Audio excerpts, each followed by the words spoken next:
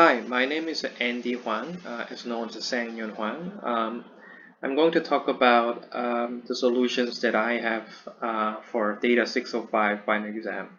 So for problem 1, part 1, we have this problem of picking one of the quantitative independent variables and dependent variable from the data set. So we basically have to calculate the probability using some conditions here. So for x, we have to use third quartiles of the x, and for y, we have to use first quartile of the y variable. So basically, what we have to calculate is basically join the probability of x and y and conditional probability of x and y as well. So the first problem is actually calculating the probability for x bigger than third quartile, given that y is bigger than first quartile. So this is a conditional probability. And the second one is involving with a joint probability rule. So the probability for x bigger than 3q and y bigger than 1q. And the third one is the probability for x smaller than 3q given y bigger than 1q. So this is again a conditional probability. So let's talk about the solutions one by one. So the first, I actually get y1 and x1 from the samples, and I get the summary statistics of it. And we know the first quartile of y1 is 18.55. Third quartile of x1 is 1582. So these values are something that we want to look at. And we create a table as a data frame. And we first of all have to get counts of y1q bigger and x3q smaller or bigger, meaning that we need the count of y being bigger than first quartile, and we need to get the frequency of x being bigger than third quartile, and we also have to get the frequency of x being less than third quartile. So this is the formula we get. So after we get the counts, and we also have to consider the total count. The total count is basically 20, which is the n row of table that I created. And for this probability of A, which is the conditional probability x conditioner on y1k, is basically 0.2, and the probability of x and y is 0.15, and probability of x given y, this time x is less than 3q, and this is 0.8. So we note that probability of C plus probability of A is equal to 1, as those probabilities are opposite to one another, given y condition of the y is the same for both of them. And the next part is we make a table of counts using the information below.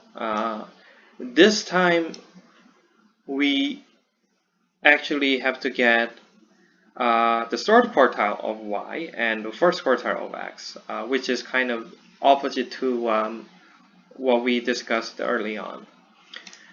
So basically these are the formulas that I have been using.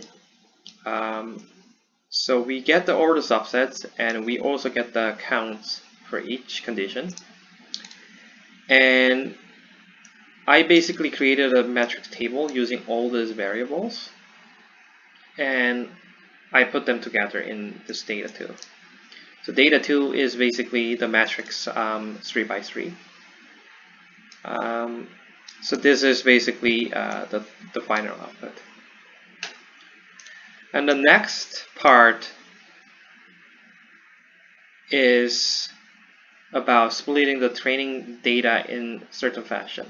So we want to know whether the probability of A and B is equal to probability of A times probability of B. We want to check mathematically and also want to evaluate this by chi-square test for association. So we want to test independence of event A and B. And these are the formulas, and again, here we have a probability of A and B, and then this time we have to separate probability A times probability B from probability A and B. So let's look at the probability A and B first, which is 0.55. And the probability A times probability B is 0.5625. So we conclude that probability of A and B is not equal to probability of A times probability of B. So A and B are not independent. And from chi-square test perspective, we know that the p-value is bigger than 0.05. So we know that we reject null hypothesis, which is independence between A and B. So the chi-square test shows that we reject the null hypothesis, which is independence. So, we do not reject null hypothesis, which is independence between A and B. So chi-square test shows us that the A and B are actually independent, which is actually contradicting to the mathematical solution in this case. And the next part is problem 2. This is involving the Kaggle.com. It's about the house price advanced regression techniques competition. So the first part is descriptive and inferential statistics. So basically, we need to select at least 2 of the independent variables and 1 dependent variable, which is sale price, and create a correlation matrix for any 3 quantitative variables in the data set. And then we test the hypothesis whether the correlation between each pairwise set of variables is 0. And provide a 80% confidence interval. So the next question is, should we be worried about family-wide error? Why or why not? Okay. So in order to do that, I imported a trained data set from Kaggle, and then this is the link of my GitHub account, and I separated between independent and dependent just for the sake of the convenience, and then I graph scatter plot using PSY-CH library. And then using the pairs function, pairs function, I create 3 quantitative variables a correlation graph. So sale price is a dependent variable in this case, and total basement square feet, garage area, those are independent variables. So we use the method of Pearson square, Pearson correlation, and then we show the density and correlation ellipses as well. So what we can say is the sale price and total basement square feet has correlation of about 0.61. For garage area and sale price 0.62. Total basement SF, garage area 0.49. And we know that there's always a positive correlation between each variable. And we calculate the 80% confidence interval for each variable. So we use a correlation test function, and the test confirms that the Pearson's correlation matrix is the best. So they automatically choose the Pearson correlation, and we know that the p-value is less than 0.05. 80% confidence interval in this case is basically 0.59 and 0.63. When we compare total basement, SF, and sell price.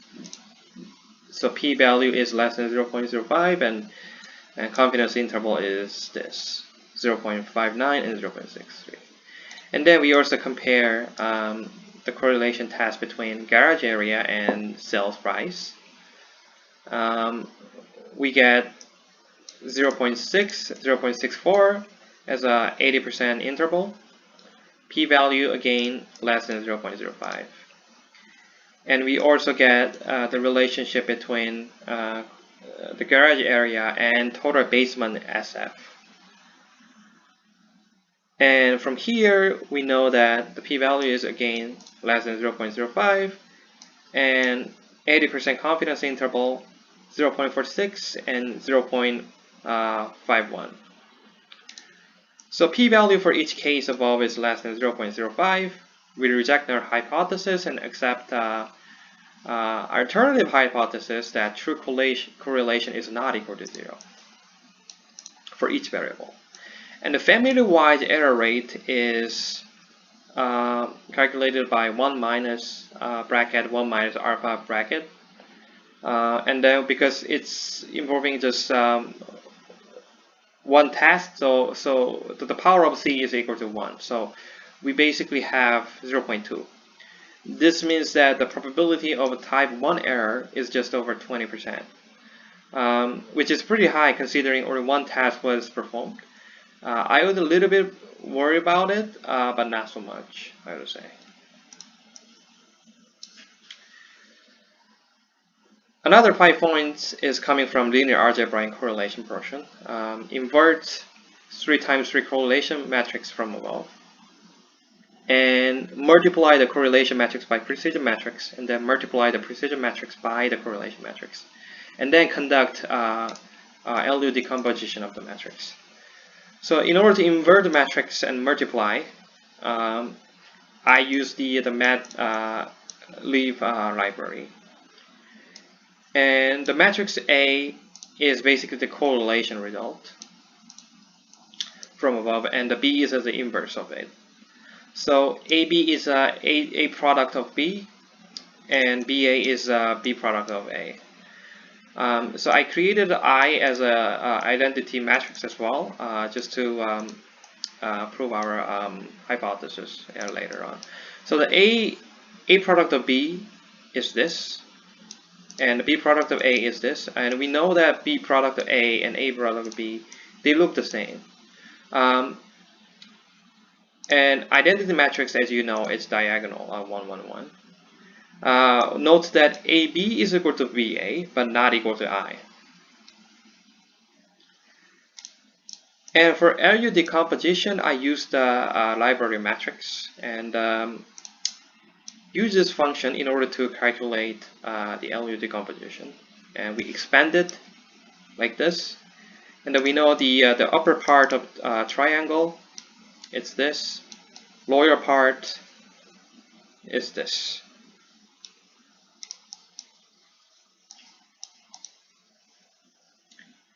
The next part is calculate based probability and statistics. So first of all, we need to understand how the data set is looking like, whether it's normally distributed or left skewed or right skewed, etc. So we have to select a variable that is skewed to the right. So shift it so that the minimum value is absolutely above 0 if necessary. Use the mass package and run fit distribution function to fit an exponential probability density function. Find the optimal value of lambda, and take 1,000 samples from this exponential distribution using this value.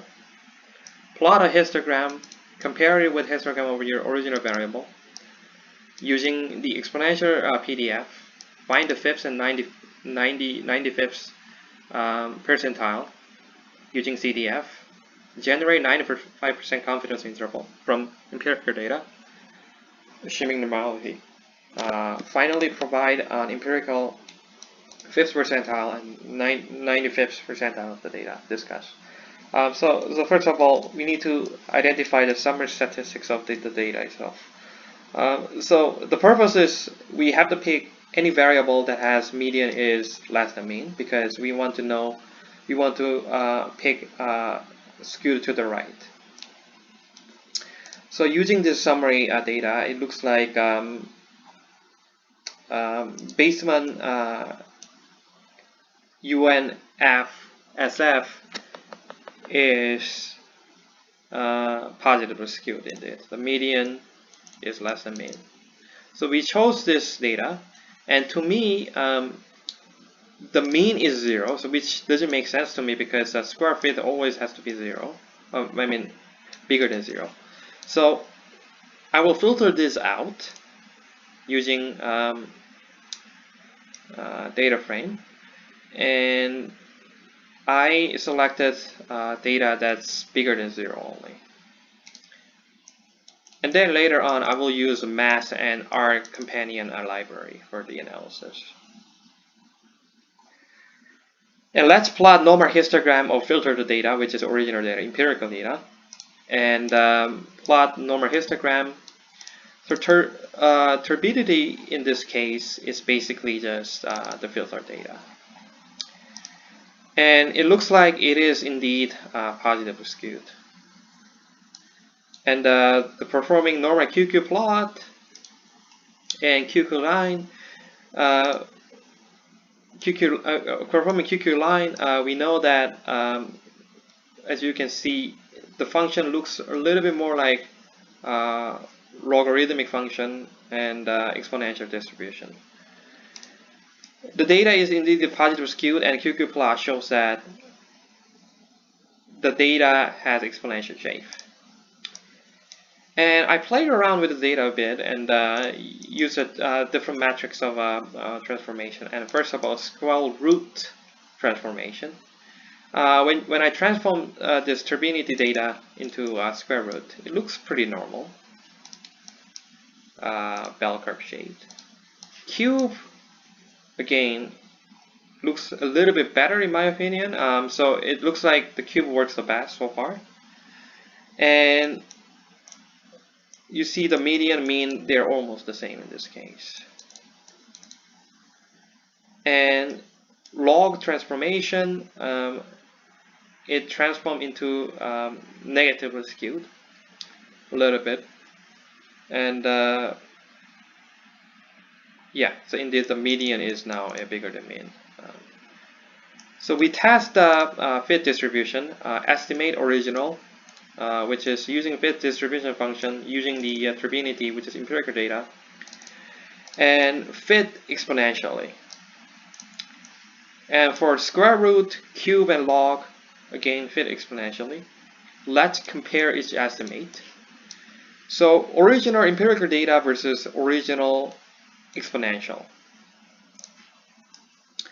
So skewness of turbidity exponential. If you plot it just this original data, empirical data first, we know that it's a positively skewed. And using the calculation above turbidity exponential, if you plot it out, it's more skewed to the right now.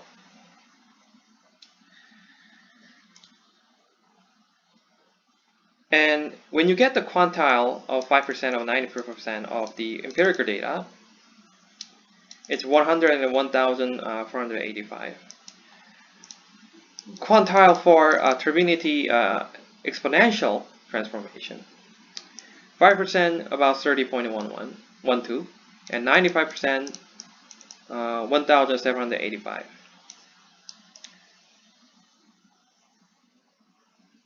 So these are the summaries.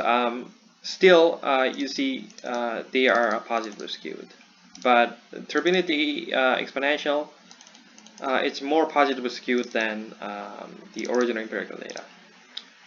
And for the sake of deeper analysis, I also compared original versus original square and cube, but these are just for extra. So the bottom line of this is that as you transform into either log or no, sorry, a square root or cube, you will see the distribution is more rightly skewed than the empirical data.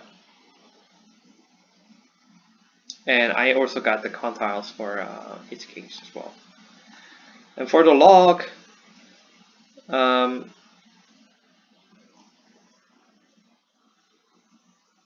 it's also becoming like this.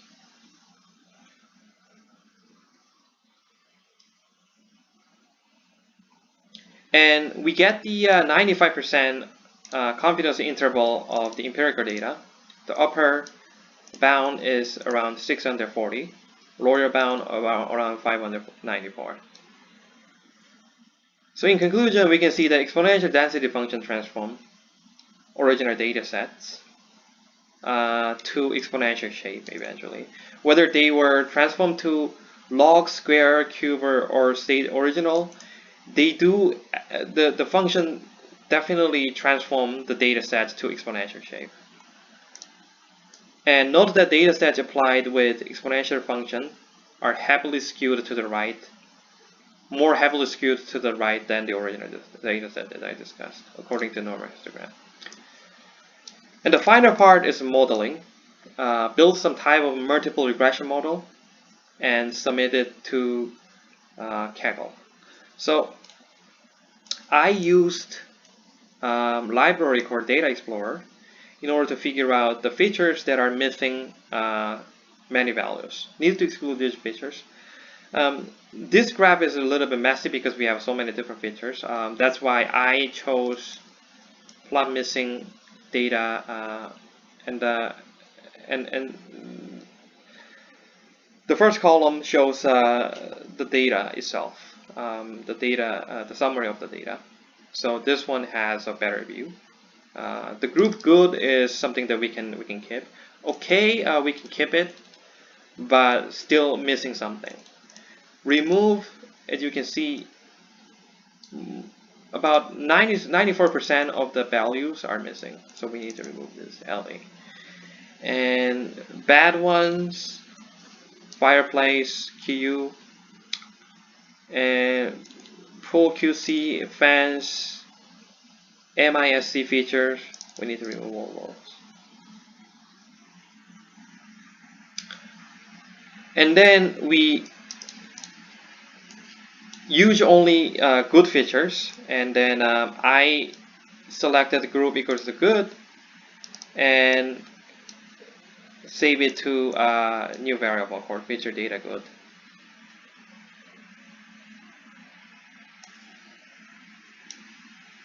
And we need to transform into the character type in order to use it as a filter in the data. So using the data that we have, which is empirical data, there's a training set data. So using this and filter out by feature good list, which is the good data.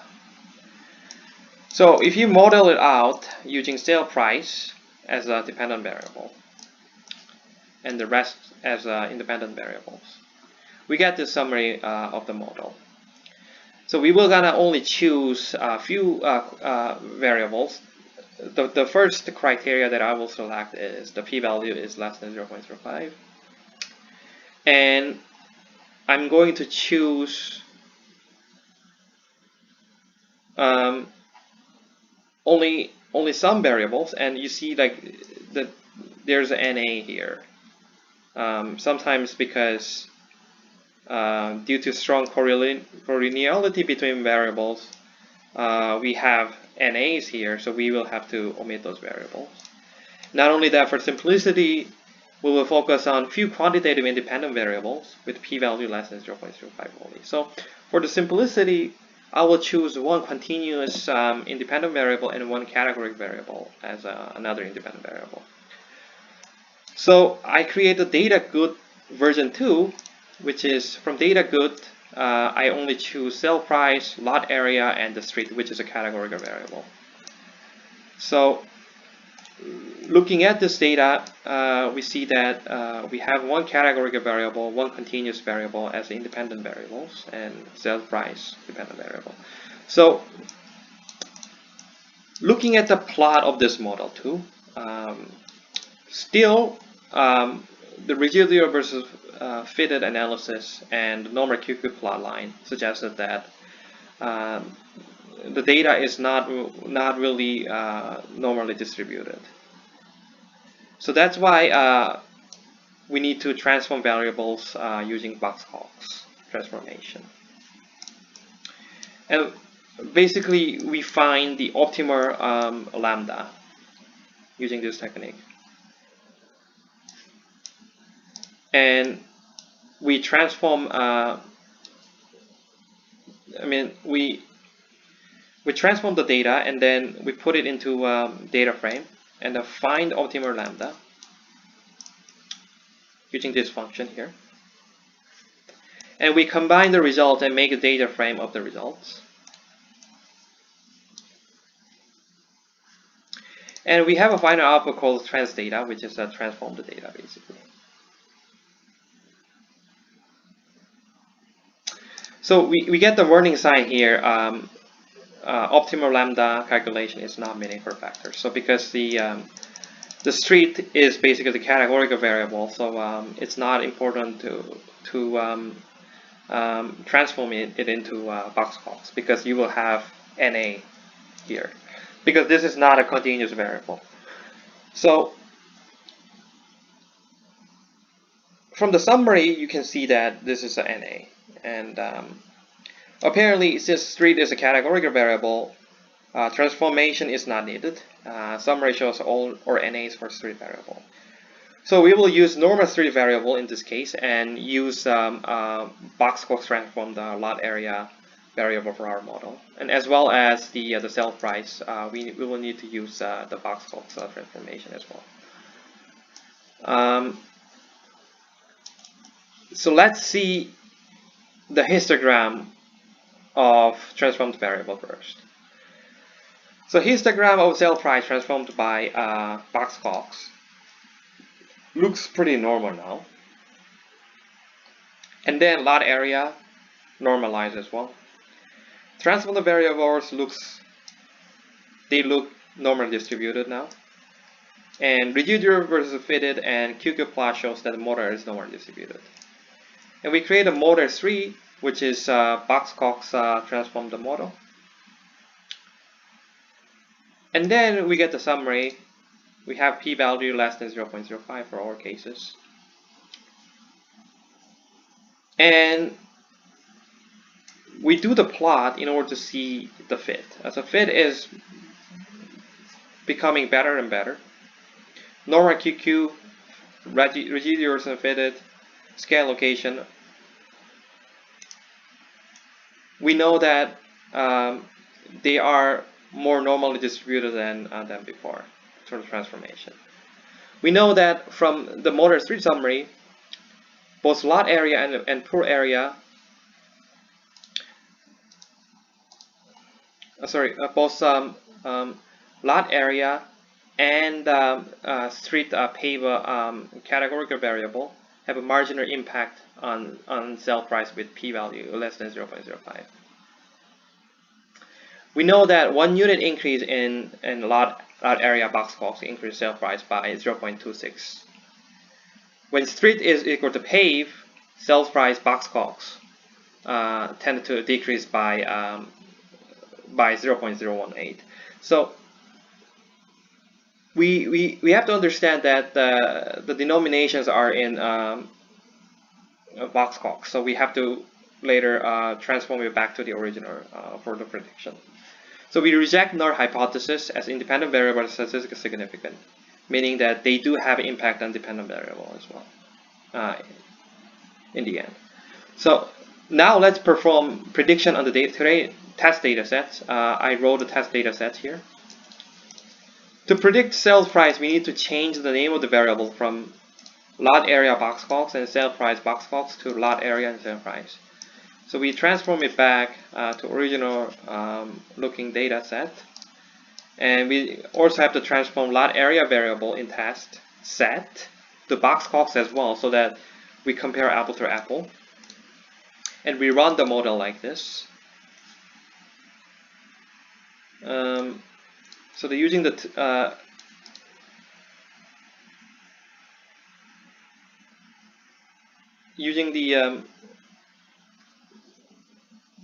this model again. So again, the model looks good. I want to just double confirm this, and then we create a data frame for the prediction and show the result using the test and the model tree. Using the prediction function, we get the prediction of these values in box calls, and then we transform it back by to the power of 1 over optimal lambda for the sale price, and these are the predictions. So my Kaggle username is an11dy, and my score was around 0.396. Thank you for your time, and this is a presentation by Andy Hwang, as known as Yoon, for Data 605 Final.